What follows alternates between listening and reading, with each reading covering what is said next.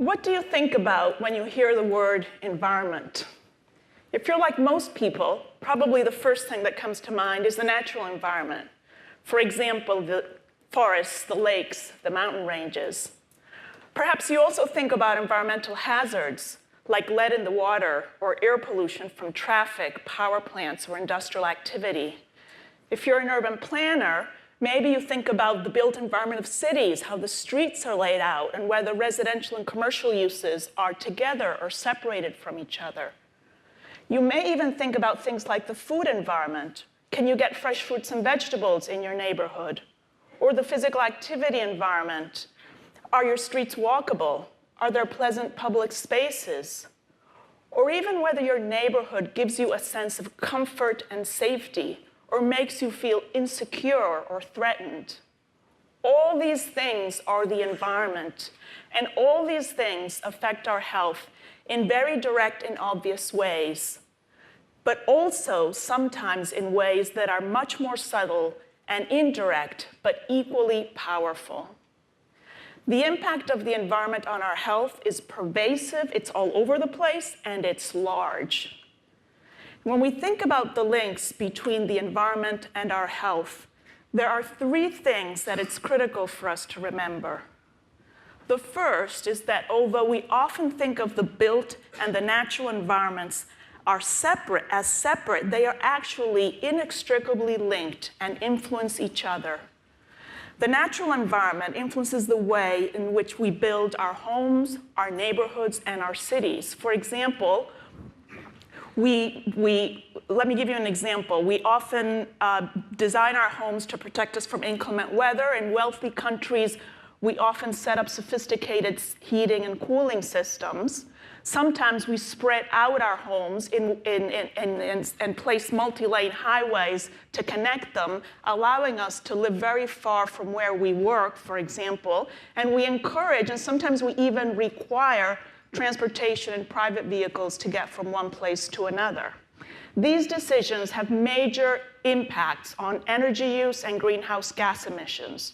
For example, multifamily homes in transit-oriented development, a type of development that encourages the use of public transportation, consume a lot less energy than single-family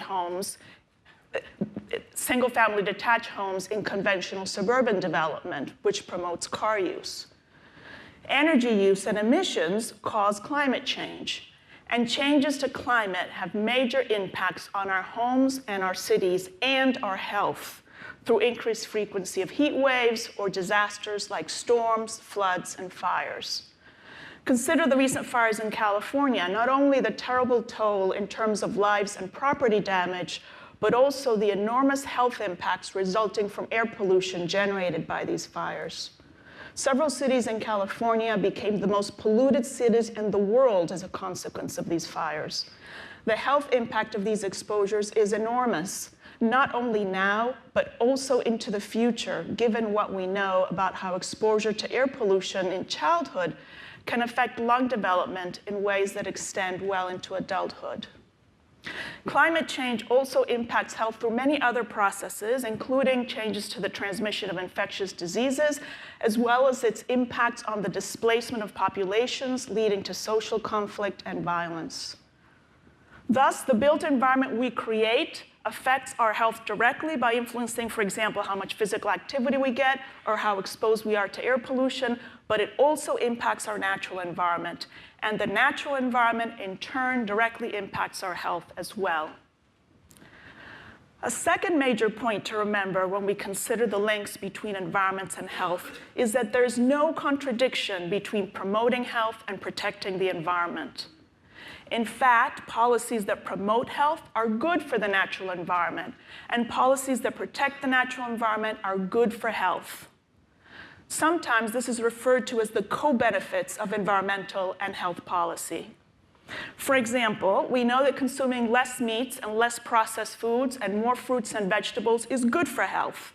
It turns out that it's good for the natural environment too. Meat production is a major source of forest destruction and greenhouse gas emissions. And when we promote active transportation by walking or cycling, not only do we promote health, we also reduce the emission of pollutants. When we reduce urban sprawl to protect natural areas, we also promote physical activity. When we protect the diversity of life on our planet, we protect human health too. The diversity of plants, for example, has contributed to drugs that can make us healthy when we are sick. Exposure to natural environments has been shown to reduce stress and promote health and healing. And green spaces in cities reduce temperatures and buffer the adverse effects of heat. Thus, good environmental policy is good health policy, and good health policy is good environmental policy. A third thing to remember when we consider the links between environment and health, and perhaps the most important thing, is that we can do things to protect health and promote environmental sustainability.